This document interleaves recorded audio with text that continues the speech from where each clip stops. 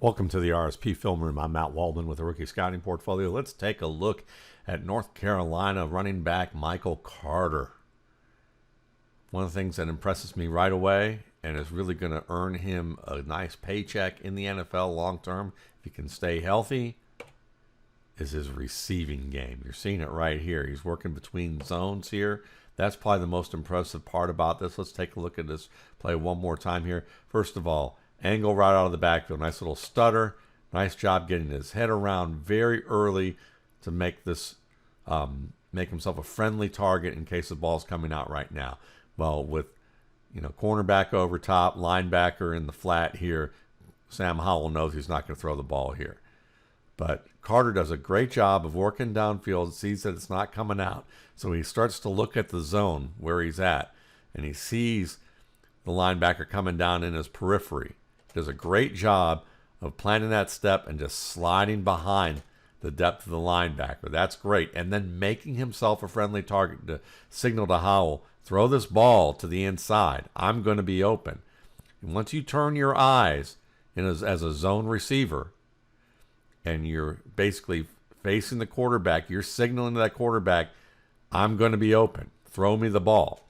And he slides across, tempoing his break between the two linebackers here in the middle of the field, and then extends for the ball, makes the catch, and takes a shoulder to the upper chest and chin, and is still able to come down with that ball. That's a beautiful catch. Let's see if we get another look at it from another angle here. I would think that they'd show this in another angle. Yeah, they do. So you're going to see it again from Howell's point of view. What's going on here with your two linebackers in zone? Runs the angle route, turns his head right away. Howell sees that this is not a good angle to throw the ball. So at that point, the communication is very good between Carter and Howell. Carter then turns away, looks upfield, and sees the linebacker coming downhill, and he knows that that's going to be covered too. So he's the one that creates this opening for Howell. Steps, slides around, turns back to Howell, says, hey man, I'm open. And Howell, knowing how Carter is, working together, knows that this is going to be open. Lets that ball go. Great play. You're also going to see some smart running from Michael Carter. You're going to see here penetration that's going to come off the edges and to the inside as he takes that exchange. He does a great job of efficiently planting and then dipping around that interior penetration to find a huge open crease here. And then you can see the safety coming downhill at this near hash. Watch him set up that safety. He glances at him, continues downhill until he gets within about 2 yards of his block. So he's pressing downhill, gets that defender to flatten out a little bit more towards the boundary instead of taking the angle that he was taking downhill. And as a result of forcing him to flatten out rather than staying downhill, he can plant and dip around. And that gets him the open sideline, and he's gone, folks. He's going to hold off cornerbacks and safeties on that play. It's a really nice display of running here from Carter. You're going to see, once again, efficient footwork. First plant, and then see how he uses that backside leg to dip further backwards. That helps him get around that defensive back so that his line curls around the penetration, and then he can get downhill through the huge crease, use his speed, and then take a few more steps. You can see here, let's look at it one more time. You can see here as he gets to the open field, this is smart open field running. He sees the safety, and he eyeballs the track that the safety's on, so he enforces that, continuing downhill, probably another 3 to 4 steps before he makes that bend and sets up that block nicely. And it's nighty-night for the Hurricanes on this particular play. One of the things that may be a little difficult to reconcile that I'm going to show you right now without showing you the all-22, I'm not going to do that in this particular clip, just using this broadcast angle. But what you're going to see is you have the backside edge defender here uncovered, playing basically that cap, containing that outside. And you see that Carter makes what you would normally say is a mature decision. Stays on with the front side of the play, tries to get what he can. It's first and goal. Try not to lose too many yards. Just get what you can. Maybe get a small gain. But I'd like more often for a guy like Carter to maybe take his chance here with that cutback. See if he can get under this defender. Maybe pull him forward for 2 to 3 yards. This is a 1 yard gain. He might be able to get a few more. Maybe even make the defender miss or break the through a reach and get more yards, as opposed to not taking on the man at all. Now, in most cases, especially with college backs, you prefer to see them be able to stay front side with the play and take what they can get. It shows level of maturity. And Carter shows out play after play. But I think if there's anything that I'd like to see a little bit more creatively from his game, it would be taking some chances with cutbacks to the backside, especially first and goal in the red zone, where you have a shot to maybe gain a little bit more yardage with that cutback. This is a good example of the type of cutback I'd like to see Carter make a little bit more often. Take the risk a little bit more. Here's a 2nd and 13. You're going to see the backside defender, instead of coming flat down the line, he comes out pretty wide. Carter heads downhill. He sees the box mostly to the left. Part of that is just what he saw pre-snap. You can see it here. Pre-snap, you can see how everything's lined up. Majority of defenders really in a position here 4 to the left side here. And Carter, seeing this defender out of the periphery, coming into the backfield deep, steps past him, bounces that thing to the backside. Nice little cutback there. Here's a fine display of movement from Carter in this Miami game. You're going to see him deal with penetration off the right side, slides outside, does a good job making the linebacker and defensive back miss and getting the first down on the play. Let's watch it all the way through one more time here. You're going to get a chance to see a number of things in action. First, the ability to anticipate the penetration and work behind his puller, and then be able to open the hips and get outside, get that short edge, and then make basically 2 small steps to transition from a sideline approach to a downhill run. And then here's the linebacker one-on-one. Good job of sliding away from him. Nice cut and pulling through a little bit of a reach to his toe. And a terrific spin here to get out of this from both defenders. And see how he lifts that leg high to avoid the reach of the defender because he felt that defender on his back leg before he even made the spin. That's nice body awareness and balance here. Then he takes the hit from the backside defender. Ricochets off another defensive back. First down. Here's a front side view of it. You're going to see, again, good job anticipating the penetration, getting downhill, pointing the toe and opening the hips to get outside. 2-step transition to get downhill. And then the ability to spin away, get the first down. This play is a really good teaching point for evaluation of running backs. You're going to see Carter here get a huge crease, cut back through it, get 23 yards on the play.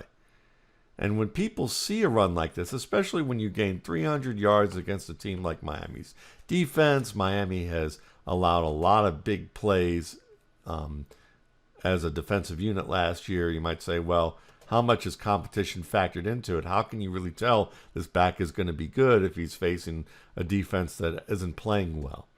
Well, what can they do within their control? That's the basic answer. Here's an example of that. You're going to see him take the ball headed towards that front side to the left. The defense is all, sliding over, slanting over to that left. They're overplaying that left side. And Carter sees that. Now, many backs that I see who are range from, NFL caliber backs to guys who just might not make the cut, they'll gain yards on this type of play because they're good college backs. And a good college back's going to notice this cutback, see the big hole, and hit it right away. Many of them will bounce it right here. They won't press any further towards that front side. But Carter, what he does is he continues downhill at least until he's about a step away from the nearest defender on that front side. Then he makes the cutback. He didn't have to do this. He didn't have to do this on this play. He could have bounced it back right here and gotten yards. But the fact that he's paying attention to details that he can control so that when he's facing defenses that aren't giving him this size of a crease, that he's practicing the concepts he should be practicing, which is pressing within a step or two of the line of scrimmage or where his blockers are, and sucking in those defenders to make this crease bigger. Didn't have to do it, but he did it anyway. And when you see backs at lower college levels and they're doing this type of work, even though they may not get 23-yard gains, they may not get holes this big, but they're doing the right things here. And then you can also reconcile that they do have the athletic ability to play the game. It's a sign that regardless of the competition, they understand what they're supposed to be doing. And that's exactly what Carter does here. This is another good example of Michael Carter's vision. You're going to see a gap play here. We're going to see two pullers work to the left side. And Carter's going to cut this back, get a nice gain out of it, and do a number on the defensive back over at the right flat in addition to that. But let's go back to the beginning of this play, because with gap plays, when you have pulling guards in one direction, the offensive line is marshaling its resources for one gap only. So when a running back makes a cutback, either he's doing it foolishly or he's doing it at an expert level. This is done at an expert level, and a lot of it's handled pre-snap because you have a high safety inside the right hash. You're on the far side of the field already, so you have an open area to this right flat. You also have linebackers who are shaded over towards the side where the gap play is supposed to go by design. So you already have more of your defenders at the second level working to that left side, which Carter sees. He sees the linebacker on the back side coming inside the hash, and he sees how his blocks are setting up and knows that he is going to have a cutback lane. So he works towards those pullers and then gets downhill and bends it back. And then this is a nice job because you have a defender working inside. So he starts working towards the defender's back, just like a wide receiver would with his route running, taking the back of the defender when they give it. So he takes the back, the defender starts to turn around. He then turns back inside, also to avoid his blocker primarily. But then he takes the back of the defender one more time, pulls through that reach, gets himself another 22, 23 yards as a result of manipulating that defender. Let's take a look at it one more time here. Taking the back, flattening out, taking the back once again. Smart run by Michael Carter. NFL teams are going to ask Michael Carter to be a receiver primarily out of the backfield, but he'll still be expected to block, especially when the offense has to change a play at the line of scrimmage and get extra protection. And the back is usually the guy who's going to have to do that along with the tight end. Well, Michael Carter, he's game when it comes to fighting off blitzes, and oftentimes he can match up against an inside linebacker through an A gap. In this case, the linebacker wins interaction and gets the sack. But the outcome is often dependent when it comes to Carter and the linebacker with whether he overextends. And you can see here he extends, leans his body over his knees to try and generate more of a punch, but he gets caught over his knees. He gets lit up and knocked back about 2 steps.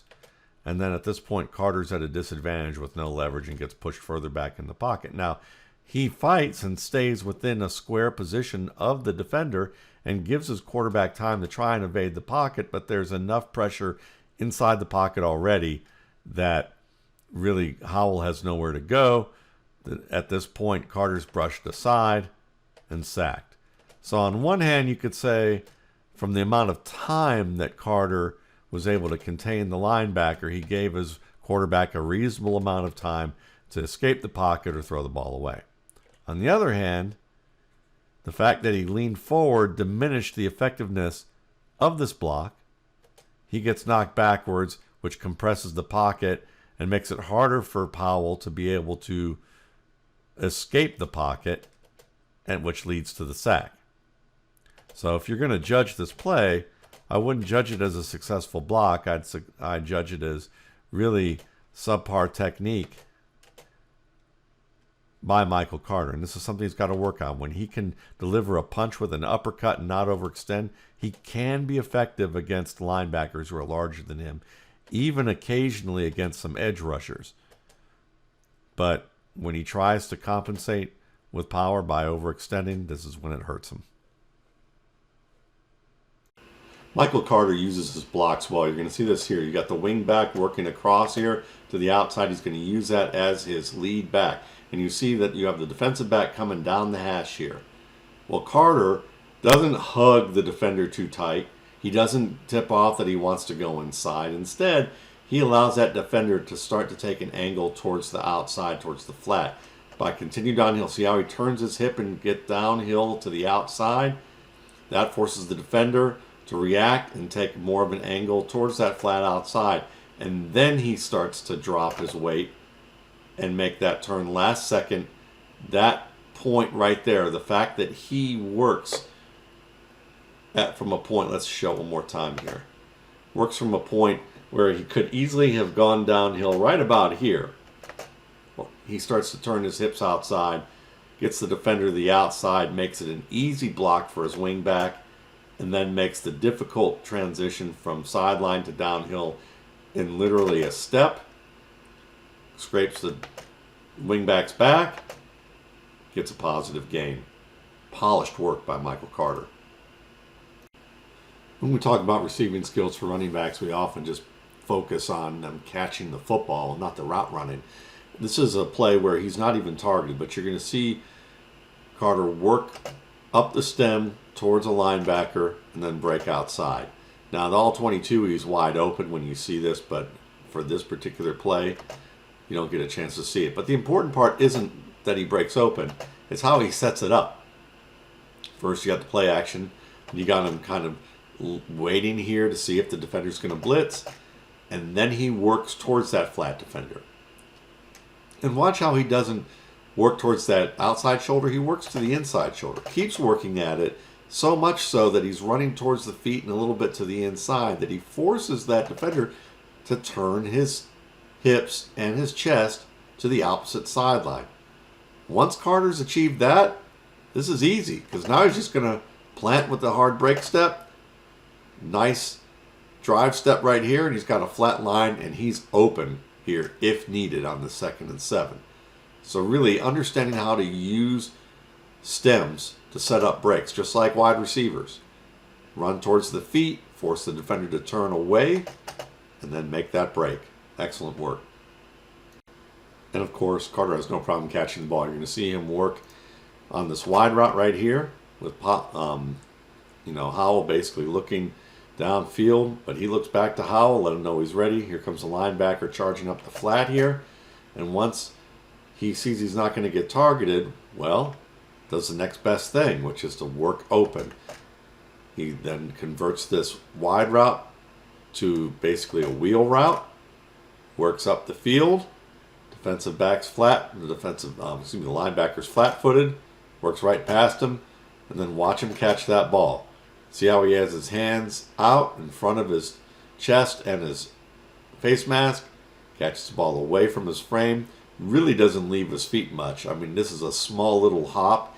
He only leaves his feet as he needs to catch the football, which we saw earlier in this game when he worked across the middle. But he can also track the ball over his shoulder, secure the ball in stride.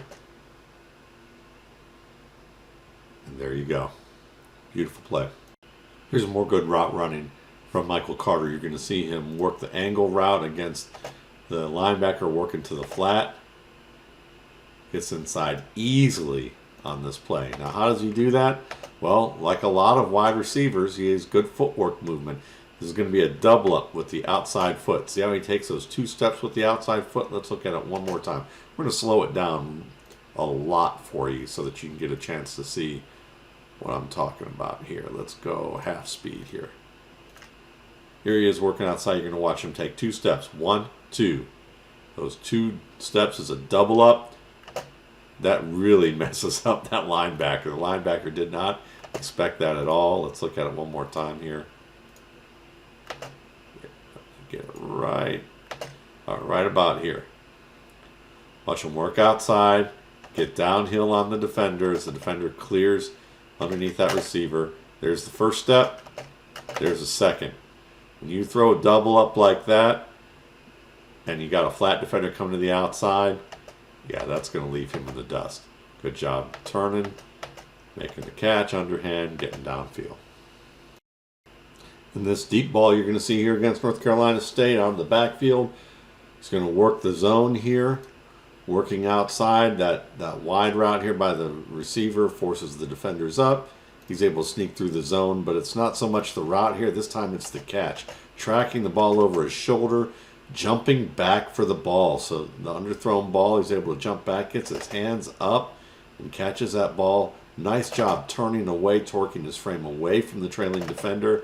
And then as he falls, watch him land on his shoulder rather than on the ball. We're going to see it at another angle here. Make that catch. And then see how he turns and lands on his shoulder as opposed to, and his elbow rather than the ball. Great job coming down with that. See if they have another angle. No, no other angle. Let's look at it one more time here. Good jump back, pull down, and torque, and embracing the fall so he doesn't land completely on the ball. I really value backs who can open their hips quickly, because when they apply this in a mature way, it really makes them efficient at being able to avoid defenders and making the most of the space that they have so they can win in tight spaces. You're going to see this here on this play where there's penetration from the linebacker and he's able to bounce it all the way outside and score the touchdown on this 3rd and 4. So let's take a look at it again. You're going to see the linebacker come outside the hash there and force Carter to bounce that back inside, and then he makes a second dip to the outside. But let's look at it from the beginning, because one of the things that you're going to see is right here, that defender coming downhill. Watch how he opens his hips, points that toe downhill, hips open up. Not a hard jump cut or any type of, jump stop that wastes a lot of space. Not at all. Instead, it's just simply open the hips. That allows him to be able to slide right inside. He loses a little balance, but regains his balance, comes to balance here. Works outside, and now you're going to see it again. Here's the defensive back here coming downhill. He sees the block here, he works downhill here, and watch him open his hips right here. This is the point. You don't get to see the toe, but the toe's pointed to the outside here. He opens the hips. Look at all that space he has now, because he didn't have to take extra steps. He didn't have to jump cut. He didn't have to jump stop. He didn't waste any space. That allows him to work just right around here and then accelerate, because that extra 1 to 2 steps gives him that extra time to accelerate. And that's all the difference between him and the end zone right here. He doesn't get that extra step, he doesn't score. While not a supremely powerful back, Michael Carter is an after contact back. This is a guy that you got to wrap up. And if you're just going to try and deliver a hit like this, safety up top here in the middle of the field, coming downhill, you just lean in like that, you're in trouble, because Carter's going to attack first. You see his lower his pads, get that one pad in, and then work his way up through it, uppercut right into the helmet, knock that defender down and get a few more yards after that. So when you're looking at Carter into that secondary, he's going to deliver some power for you, at least to be able to get some after contact play. Refined running backs read the line of scrimmage pre-snap.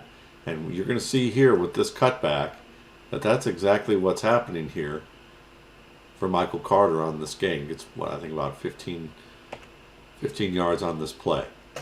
So you don't get to see this in this broadcast view. But one thing that I will tell you from watching the All-22 is that Carter looks inside first, and he's going to see that there's 2 defenders basically at the center to the right. You've got more of a shading to the left side with the linebackers, and you can see that this defender is far enough outside the tackle box that Carter notices this. You don't see it on this exposure, but on the All-22, he looks inside, looks to the linebackers, and then briefly looks back to the outside to see how much space he actually has here, because he knows he wants to make the cutback because he's going to have a nice advantage here with the receiver running off the cornerback.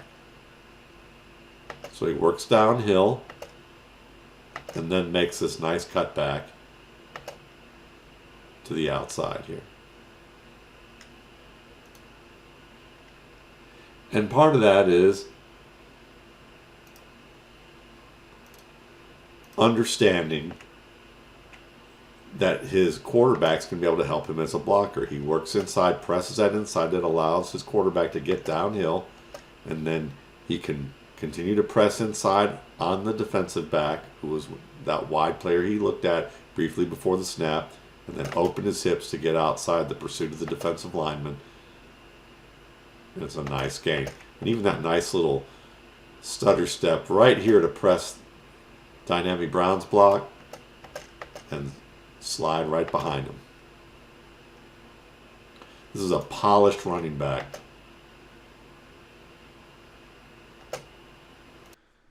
And because he's a refined back, there's a lot of options for a player like Michael Carter. He probably will have a career where he's a scat back, maybe a third down specialist who also sees enough time in the running game that he can be a reliable contributor, if not the lead back in an offense, especially a spread offense. But like Giovanni Bernard or Devonta Freeman, if called upon, this is a back with the skills to be an every down guy, at least for a period of time. Thanks again for watching. For more RSP Boiler Room and Film Room videos, you can check out my YouTube channel, Matt Waldman's RSP Film Room, and my site, www.mattwaldmanrsp.com.